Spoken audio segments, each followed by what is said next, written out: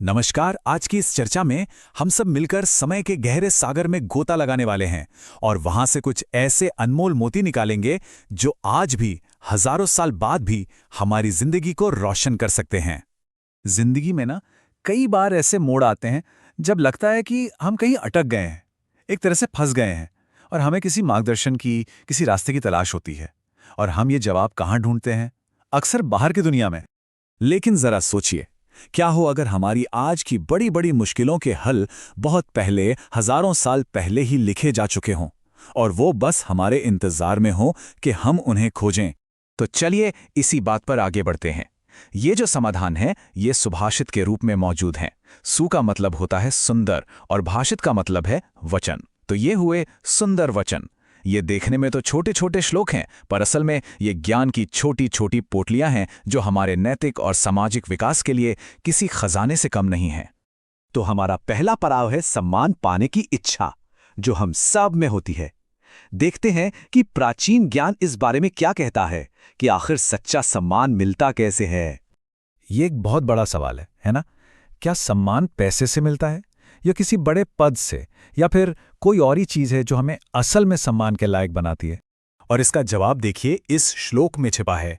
ये श्लोक हमें 5 ऐसी चीजों का एक बिल्कुल साफ रास्ता दिखाता है जो व अक्षर से शुरू होती हैं। चलिए एक एक करके इन्हें समझते हैं।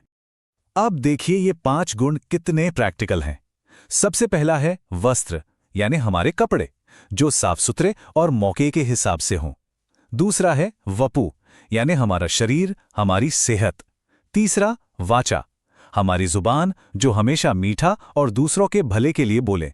चौथा है विद्या, यानी ज्ञान। और पांचवा विनय, यानी विनम्रता, झुकाव।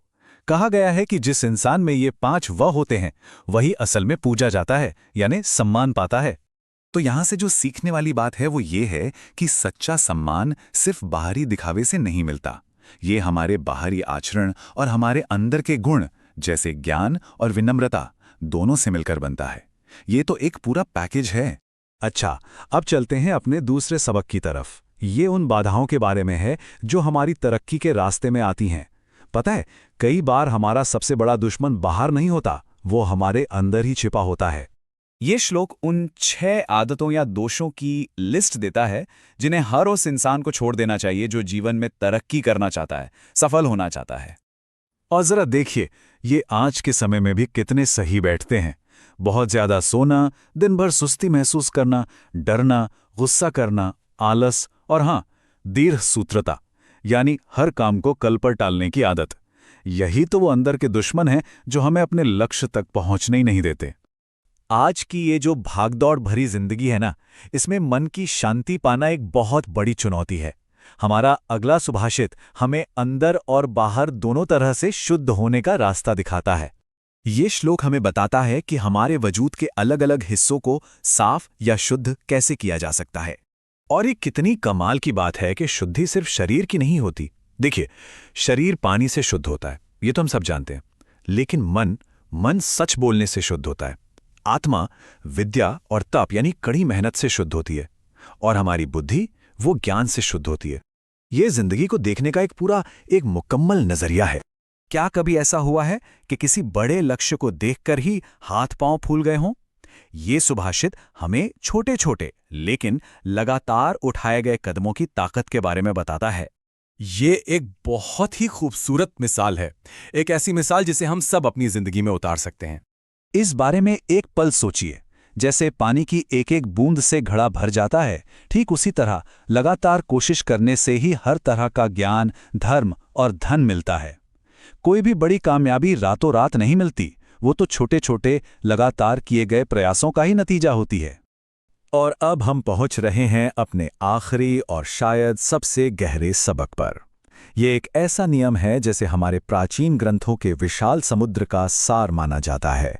ये जो संख्या है 18, ये 18 पुराणों को दर्शाती है, जो ज्ञान, कहानियों और परंपराओं के बहुत बड़े विश्वकोश यानी एनसाइक्लोपीडियाज की तरह हैं।